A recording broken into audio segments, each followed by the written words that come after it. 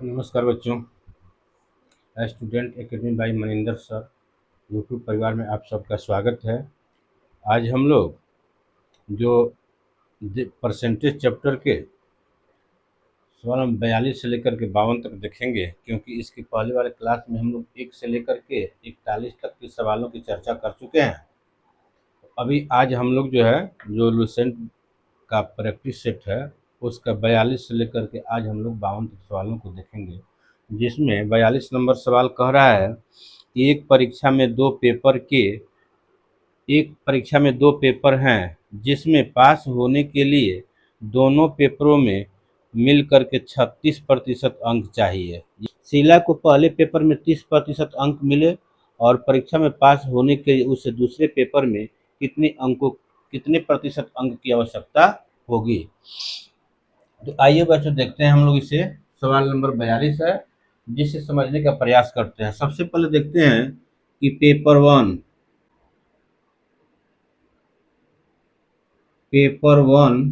और पेपर 2,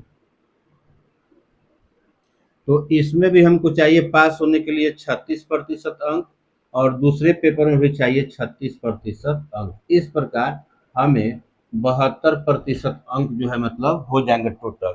अगर 36% पहले पेपर में और 36% दूसरे पेपर में, तो कुल 72% मतलब 72% नहीं बल्कि 72 अंक प्राप्त हो जाएंगे। ठीक है ना, 72% अंक प्राप्त हो जाएंगे। अब 72% अंक में से पहला पेपर में जो है ये कितना प्राप्त कर लिया है, 30% प्राप्त कर लिया है। तो हमें 72% में से 30% अंक प्राप्त हो गया है।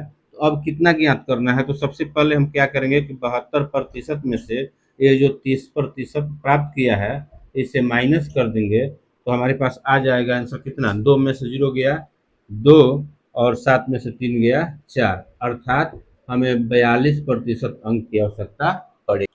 अगर इस सवाल को हम दूसरे तरीका से समझना चाहें तो समझ सकते हैं। जैसे प्रत्येक पेपर में 36% अंक और 2 पेपर है, तो 36% और 2 पेपर है, तो 36 दूनी 72% हमें अंक चाहिए।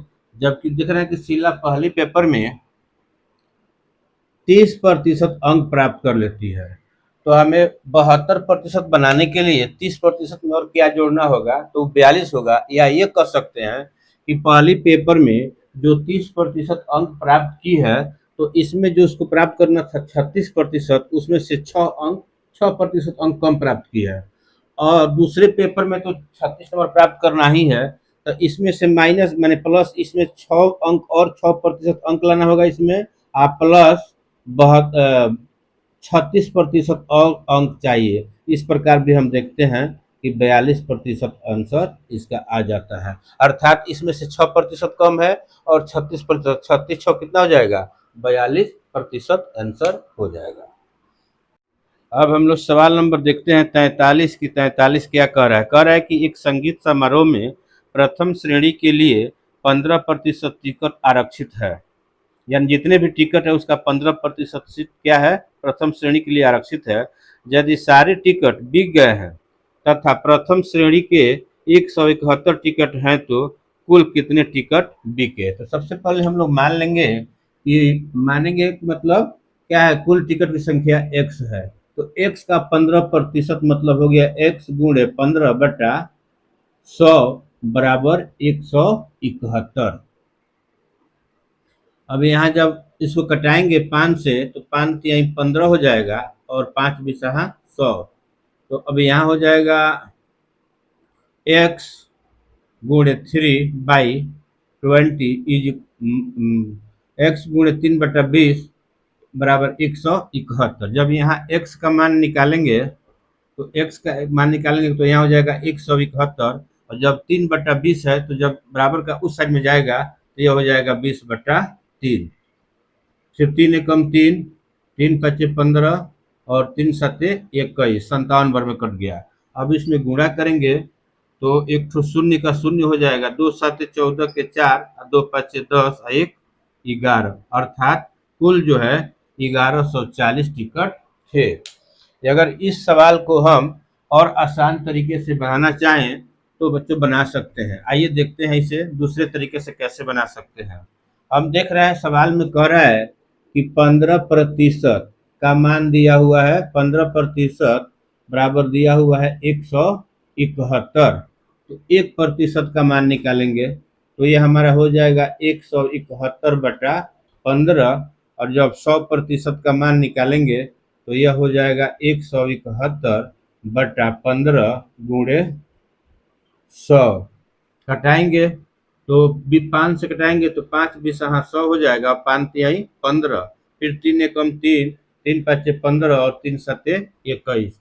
अब 57 में 20 गुणा करेंगे तो यानी ये हो जाएगा, एक शून्य का शून्य हो जाएगा 1, 2 साते 14 के 4, 2 पाँचे 10, 1 11। इस प्रकार भी इसका 1140 टिकट आता है। सवाल नंबर 44 कि एक चुनाव में दो प्रत्याशियों में से एक को 40% मत मिले और वह 100 मतों से हारता है, तो मतों की कुल संख्या ज्ञात करें। तो एक चुनाव में दो प्रत्याशी है, एक को 40% मिलता है और वह 100 मतों से हारता है।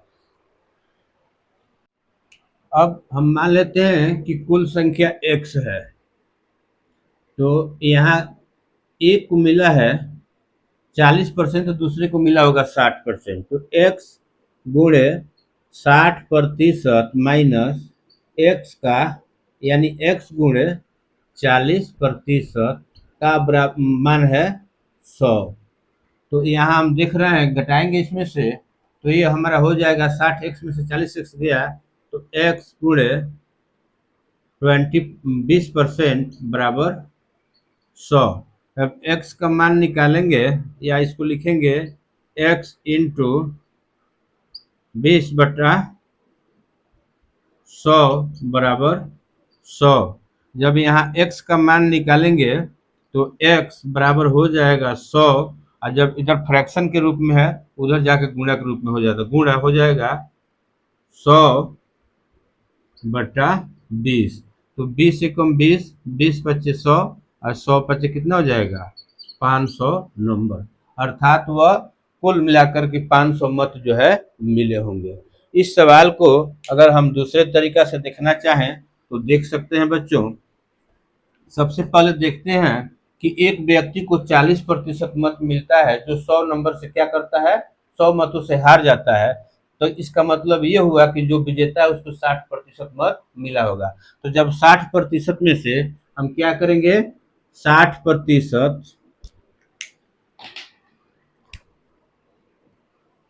60% माइनस 40% बराबर 20% हो जाएगा। यानी सवाल में दिया हुआ है कि 20% का मान जो है 100 है, यानी 20% का मान 100 है तो 1% का मान हो जाएगा 100/20, इसलिए 100% का मान हो जाएगा तो 100/20 गुणे 100। तो 20 से कम 20, 20 बचे 100, फिर यहाँ भी देख रहे हैं कि 500 आंसर आ गया, यानी 500 मत टोटल होगा। अब हम लोग देखेंगे सवाल नंबर देखेंगे 45 कि 45 क्या कह रहा है। इसमें कह रहा है कि एक चुनाव में दो उम्मीदवार थे, एक उम्मीदवार ने कुल मतों का 43% मत प्राप्त किए तथा वह 336 मतों से हार गए। डाले गए कुल मतों की संख्या ज्ञात करें। सबसे पहले हम लोग देखेंगे, मान लेंगे कुल मत जो है x है,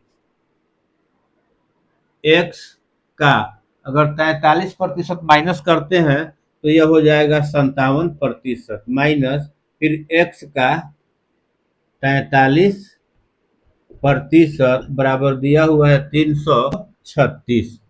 अब यहाँ क्या करेंगे कि 57 में से 43 माइनस करेंगे तो यह हो जाएगा x गुणे 14% बराबर 336। तो यहाँ इसको लिखेंगे x गुणे 14/100 बराबर 336। अब यहाँ x का मान निकालेंगे तो x बराबर हो जाएगा 336 गुणे, यहाँ जब यह 14/100 है इधर जाकर के 100/14 हो जाएगा। 14 14 दूनी 28, 5/14 = 56, यानी तो 24 में 100 से गुणा करेंगे तो हमारा क्या हो जाएगा, 2400 आंसर हो जाएगा, अर्थात कुल मतों की संख्या जो है 2400 हो जाएगी। अब हम लोग देखेंगे सवाल नंबर 46। दे रहा है कि दो उम्मीदवारों के बीच एक चुनाव में डाले गए मतों का 30% मत मिला। दो उम्मीदवारों के बीच एक चुनाव में डाले गए मतों का 30% मत पाने वाला उम्मीदवार 16,000 मतों से पराजित हो जाता है, अर्थात हार जाता है। तो डाले गए कुल मतों की संख्या कितनी थी? 30% मत पा करके वह 16,000 मतों से हार जाता है। तो सबसे पहले इस संख्या को वही मान लेंगे कुल मतों की संख्या x है। कुल मतों की संख्या कितनी है, x है। तो x का 30% मत पाने वाला, तो इसका मतलब ये हुआ कि जो हारा हुआ है वो 30% मत पाया है, तो जो विजेता है वो 70% मत पाया होगा, माइनस फिर x का 30% बराबर दिया हुआ है 16,000।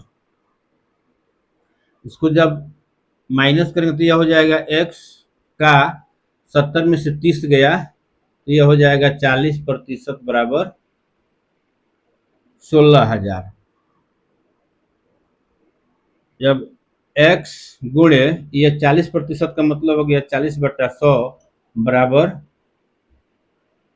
1600। इसे चाहे तो कटा सकते हैं, नहीं भी कटाएंगे कोई दिक्कत नहीं है। इसलिए जब x का मान यहाँ निकालेंगे तो यह हो जाएगा 16,000 गुणे जो 40/100 है वो 100/40 हो जाएगा। अब देखिए यहाँ एक शून्य से एक शून्य कट गया, सॉरी एक शून्य से एक शून्य कट गया। अब 4 एकम 4, 4 चौके 16, जब 400 में 100 से गुणा करेंगे तो यह हो जाएगा 4, 1 2 3 4 ठो शून्य हो जाएगा, अर्थात 40,000 कुल मतों की संख्या हो जाएगी। अर्थात उसमें जो है कुल मिलाकर के 40,000 मत डाले गए थे। इस सवाल को अगर हम दूसरे तरीका से हल करना चाहें तो भी हम हल कर सकते हैं। जैसे इस सवाल को हम इस प्रकार हल करेंगे कि जैसे एक व्यक्ति को 30% मत मिला है तो दूसरे को मिला होगा 70% मत। तो यानी 70 में से हम क्या करेंगे कि 70% माइनस 30% बराबर क्या हो जाएगा, 40%। अब यहाँ सवाल में दिया हुआ है कि 40% का मान दिया हुआ है 16,000, तो 1% का मान हो जाएगा 16,000/40, और इसलिए 100% का मान, जब 100% का मान निकालेंगे तो 16,000/40 गुणे 100, तो ये कटेगा आपका एक शून्य से एक शून्य, 4 एकम 4, 4 चौके 16 यानी 400। अब 400 में 100 से गुणा करेंगे तो 4 एकम 4 और 4 ठो शून्य, 40,000 आंसर। इस प्रकार भी हम इसे प्राप्त कर। हम लोग देखेंगे सवाल नंबर 47 की। सवाल नंबर 47 क्या कह रहा है? कह रहा है कि एक व्यक्ति अपने आय का 25% बचाता है। यदि वह प्रति माह 3,000 रुपये की बचत करता है तो उसकी मासिक आय कितनी है? तो सबसे पहले हम लोग मानेंगे कि कुल उसकी आय x है। तो x का 25%, x का 25% का मतलब हो गया 25/100 बराबर कह रहा है कि 3,000 रुपये की बचत करता है, 3,000। तो यहाँ पर जब निकालेंगे तो यहाँ पर जब x का मान निकालेंगे तो ये हमारा हो जाएगा 3,000 गुणे, और 25/100 है तो यह हो जाएगा 100/25। तो 25 से कम 25, 25 चौके 100, जब 3 3 में 4 का गुणा करेंगे तो 3 चौके क्या हो जाएगा 12, और 3 ठो शून्य है तो 3 ठो शून्य यहाँ आ जाएगा, अर्थात 12,000 रुपया क्या होगी उसकी मासिक आय होगी। अब हम लोग देखते हैं नंबर 48। सवाल नंबर 48 में कह रहा है कि महेश का प्रति माह वेतन 1200 रुपया है, वह 250 रुपया खाने पर यानी और 150 रुपया मकान के किराए पर 600 रुपया कामों पर खर्च करता है, तो बताए वह कितने प्रतिशत धन खर्च करता है। सबसे पहले उसका कुल आय है 1200, कुल आय कितनी है 1200 है। कुल आय है 1200 रुपये और देखते हैं खर्च कितना करता है। कुल खर्च करता है 250 प्लस 150 प्लस और 600 खर्च करता है। तो इस प्रकार हम देखते हैं कि 250, 150, 400, 400, 600, 1000, अर्थात उसकी कुल आय जो है 1200 रुपया, जिसमें 1000 रुपया खर्च कर देता है। तो हमें देखना कितना प्रतिशत खर्च करता है। तो सबसे पहले 1000 यानी जितना खर्च करता है उतना बटा कुल कितना है 1200 और गुणे प्रतिशत के लिए 100। तो यहाँ कटाएंगे 2 शून्य से, 2 शून्य कट गया। यहाँ कटाएंगे 4 से, तो 4 तिहाई 12 और 4 पच्चीस 100, यानी 250/3 बराबर हो जाएगा 3/24, 1 बचा 10, 3 3 9 पूर्णांक 1/3% खर्च करता है। सवाल नंबर देखेंगे 49। 49 में दिया हुआ है कि मोहन की मासिक आय 1500 रुपये है, जिसमें मकान के किराए पर 200, भोजन पर 500, अन्य वस्तुओं पर 350 रुपये खर्च करता है, तो अपनी आय का कितना प्रतिशत बचाता है। अपनी आय का कितना प्रतिशत बचाता है। तो सबसे पहले हम कुल आय ज्ञात कर लेंगे। उसका कुल आय है, कुल आय 1500 रुपया है। कुल खर्च देखते हैं कितना है। कुल खर्च में दिया हुआ है 200 प्लस 500, 200 प्लस 500 प्लस 350, यानी इतना खर्च कर देता है। इसका मतलब ये हुआ कि वह 1050 रुपया खर्च कर देता है। 1500 में 1050 रुपया खर्च कर देता है, तो उसकी बचत कितनी हो जाएगी। तो बचत ज्ञात करने के लिए हम कर सकते हैं 1500 माइनस 1050। जब माइनस करेंगे इसमें से तो ये हमारा हो जाएगा 450। तो 450 को प्रतिशत खर्च करने के लिए क्या करेंगे, कितना प्रतिशत खर्च करता है। तो ये हो जाएगा 450/1500 में से ही खर्च करता है गुणे 100।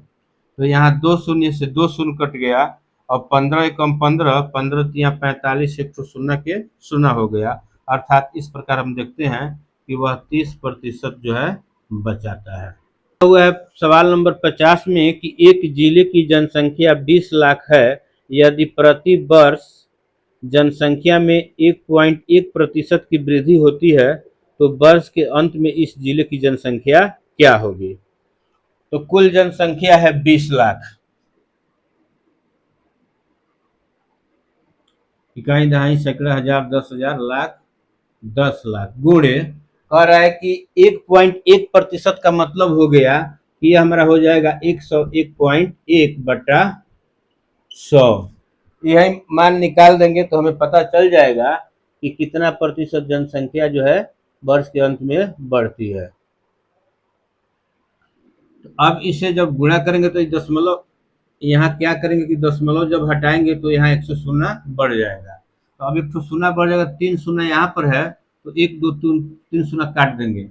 अब उसमें से गुणा करेंगे 1011 दूना कितना हो जाएगा 2022, 2022 हो जाएगा और 000 है तो 000 आ जाएगा, यानी आंसर हो जाएगा 20,22,000 उस शहर की जनसंख्या हो जाएगी। या इसको इस प्रकार भी हम लिख सकते हैं कि जब इतना हो जाएगा जनसंख्या 20,22,000, जब इसको लाख में लिखना हो ऑप्शन के हिसाब से तो यह कर सकते हैं 20.22 लाख कर सकते हैं। इसका इस प्रकार भी इसका आंसर, यानी ये कहे या ये कहे कोई अंतर नहीं है। नंबर देखेंगे बच्चों अब 51 में कह रहा है कि एक नगर की जनसंख्या प्रतिवर्ष 20% बढ़ती है, यदि 1980 में जनसंख्या 24,600 थी तो 1979 में जनसंख्या कितनी थी? तो सबसे पहले इसमें दे रहा है बच्चों 20% वृद्धि हो रही है। 20%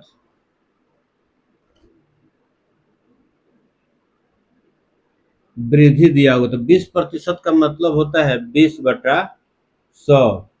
तो ये हो जाएगा 20 से कम 20, 20 पच्चे 100, यानी पहले कोई संख्या 5 थी तो 1 की वृद्धि हो जा रही है, तो यानी अब वो संख्या हो जाएगी 6/5।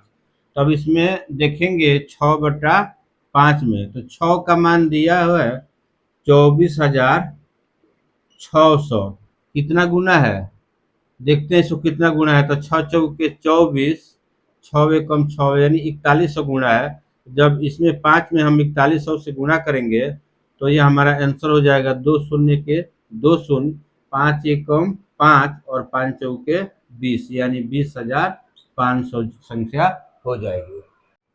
अब बच्चों हम लोग देखेंगे आज का अंतिम सवाल, जो कि सवाल नंबर 52 है। इसमें कह रहा है कि टमाटर के भार में 90% पानी होता है, तो 25 किलोग्राम टमाटर में पानी का भार कितना होगा ये बताना है। अर्थात ये पहले संकेत कर दिया गया कि केजी टमाटर में 90% पानी होता है, तो 25 किलोग्राम टमाटर में कुल कितना पानी का भार होगा। तो सबसे पहले हम लिखते हैं 25 किलोग्राम, कुल दिया हुआ है 25 किलोग्राम का 90%, यानी 90/100। तो यहाँ एक शून्य से एक शून्य कट जाएगा। अब ये 25 नवा कितना होता है, गुणा करेंगे तो ये हमारा हो जाएगा 25 नवा 225 और बटा हो जाएगा 10।